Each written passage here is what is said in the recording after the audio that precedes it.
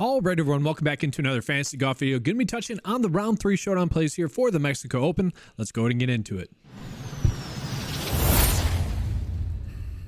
So first, just doing a quick recap of round 1, round 2. We have a big cut sweat going on right now. It seems like going to have a little bit of a bad beat here with the cut sweat, because this was my seemingly best hand lineup that I had going right now. Seemed like it was going to be 6 for 6 about 15 minutes ago or so. And then, yeah, it's looking like the Toasty's going to fall to T66. Everyone else was T9. And a lot of you guys are, I mean, these are all the plays I talked about, kind of gave this out in the sample build for the opening video. So a little bit of tilting there, but it's looking like it's going to be a pretty darn good week. I will say, don't get me wrong, like Chris Gotterup withdrawing was very unlucky, but like some of these names that were projected to not be the best chalk, that's kind of where it's coming out to be. Even Toasty is someone that's popping up in there that missed the cut.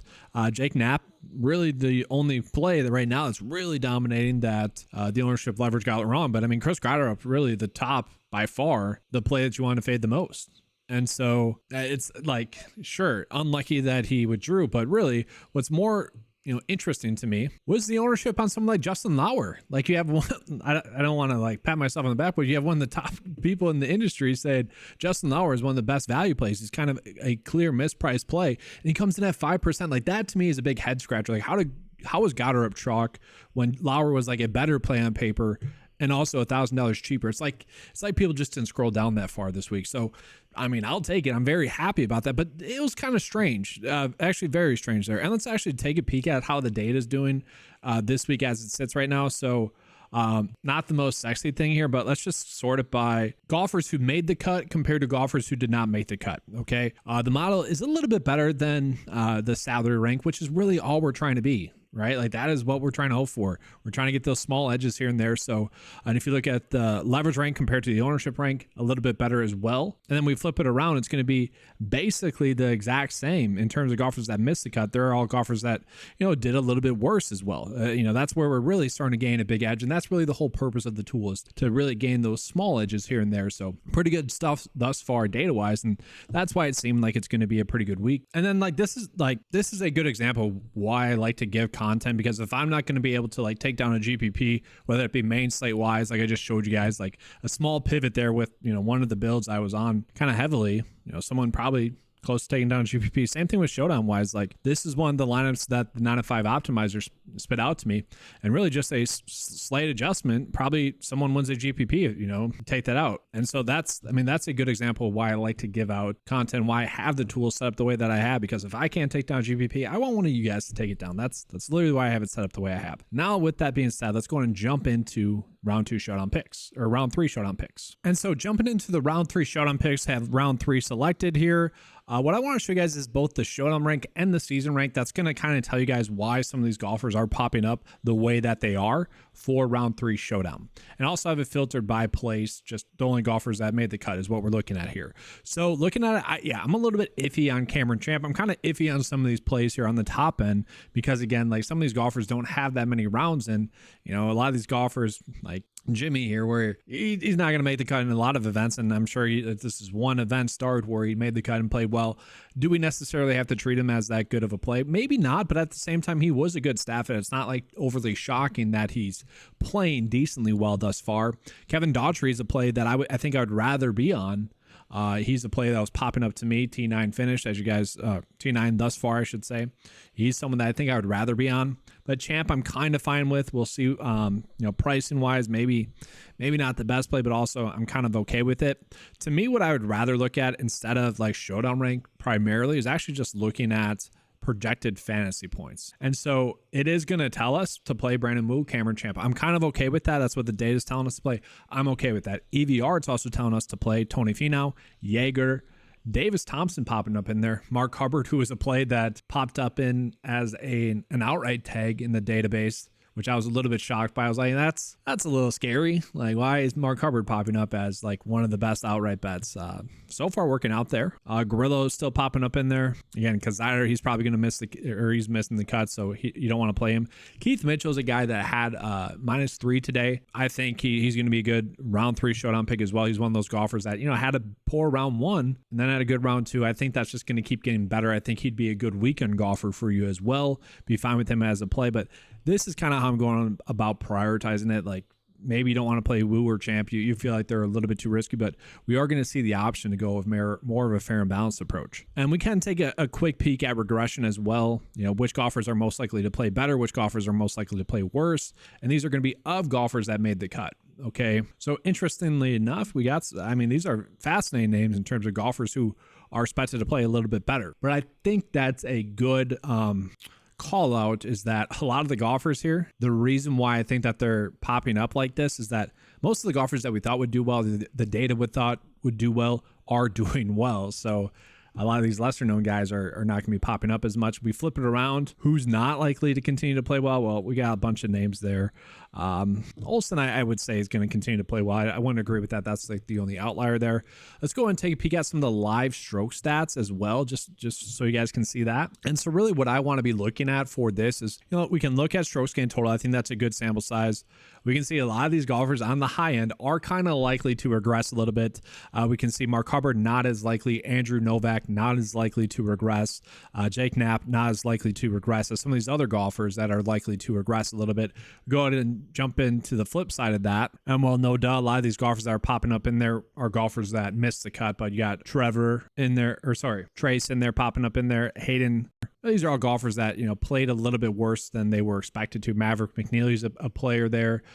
Keith Mitchell, Maverick McNeely. Those are all golfers that should play a little bit better. Let's also go ahead and take a peek at strokes gained putting. Which golfers that made the cut? Hayden Springer is probably going to putt a little bit better in round 3.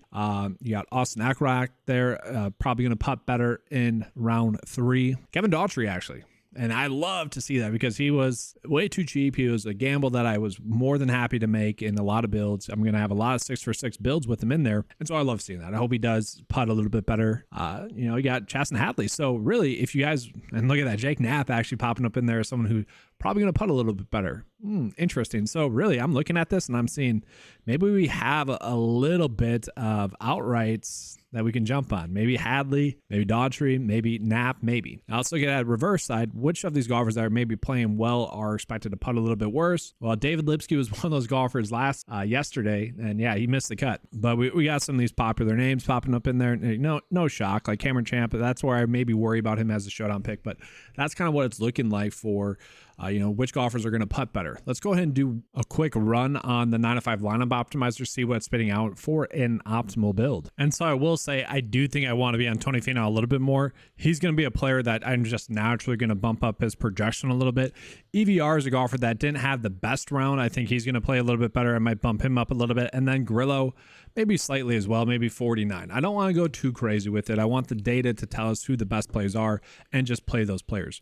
By the way, once the rounds are confirmed, these golfers that have zeros or the golfers that missed the cut are going to not be listed. They're going to be labeled as a miscut. But let's go ahead and run this. So what I like to do is 3 unique players, 35% max exposure. You guys can do it however you want, but let's generate just to see what the optimal build is spitting out to us. And so kind of no shock with some of the top end guys. Do we need the day I likes Brandon Wu? I'm kind of okay with that. Champ, I guess maybe I would want to limit my exposure to those two a little bit. But Sig and Harry Hall, I don't feel the need to get to them a little bit. And so what I might do is some of the plays that I've already been on this week, let's say like Justin Lauer, I might bump up his projection to, let's say 47, maybe even 48, just to tell the data that, hey, I know you're trying to pull in some value here because of how the lineups are working out. Maybe not as much Harry Hall, maybe a little bit more Justin Lauer. And then same thing with Kevin Daughtry here. Let's bump his projection up a little bit so that we can tell the data, yeah, I want to be on him. Let's get some exposure to that. Now, again, I don't like to do too much, but really round 3, round 4, you kind of do have to change it up to how you see fit. So we look at player exposure. Again, maybe not, definitely don't want that much of Johnny V, Sig, Harry Hall, would probably bump those down. After that, I'm kind of okay with the players that are popping up exposure wise. maybe I would probably cap some of these so I could get a little bit more Grillo, but you guys kind of get the point there. And so here's kind of a build process that I'm kind of okay with. Like maybe, I do like Lauer, Kevin Daughtry. Those are two players that I like this week, so I'm fine going back to the well with them. You don't have to play them. You could probably get away with doing more of a fair and balanced build. Like you don't have to go Tony Finau. Maybe you go Keith Mitchell. He's a golfer that should play well. Jake Knapp absolutely lit it up in round 2. I don't expect that to continue. That's typical regression. A player spikes like that one day, they're not going to continue that the next. So, I think he's a fine play, but I don't think you need to go out of your way to roster him. And so if we're doing a build like this, maybe instead of Lauer or Daughtry, we could go with one of these more fair and balanced plays, or maybe we don't need to play either value play. Maybe that is where Jonathan Vegas, a GPP play you could roster. That's also another route to go. And then real quickly, let's just take a peek at the outright betting market, seeing if there's any spots that I personally like or that the data is getting wrong right now. I called this out on Twitter with Andrew Novak, where BetMGM had him at 70-1 and FanDuel had him, BetMGM had him at 80-1 and FanDuel had him at 170-1. That was a clear outlier.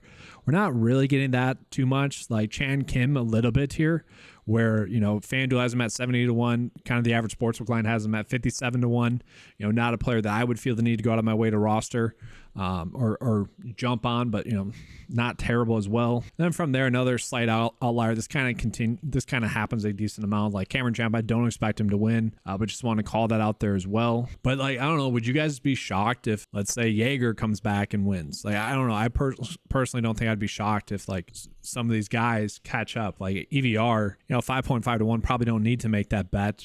Probably just let it play out. But Jaeger getting hot, Grillo getting hot tomorrow, I don't think that'd be too shocking. Those are two players that I already have exposure to in the outright market. But I do think there's going to be a golfer that was expected to play well, that's right around the T9 or so, T10 or so, that's going to have a good round and put themselves right back into contention. So I don't mind that idea. Maybe Patrick Rogers. Patrick Rogers is actually, showdown-wise, probably a player that I'm going to end up on. Didn't have the best round 2, had a good round 1, expect him to have a good round 3. That's going to be the route that I try to go. And then unfortunately, guys, no prop bets for either site. The tool will be updating, when that data gets updated on PrizePicks and Underdog.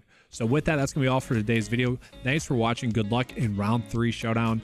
Make sure to hit that like and subscribe button. If you guys want access to the tools, head on over to 9to5sports.com. All the tools on the website are available for one membership or just for $10 a month. Thanks for watching. And as always, let's keep cashing.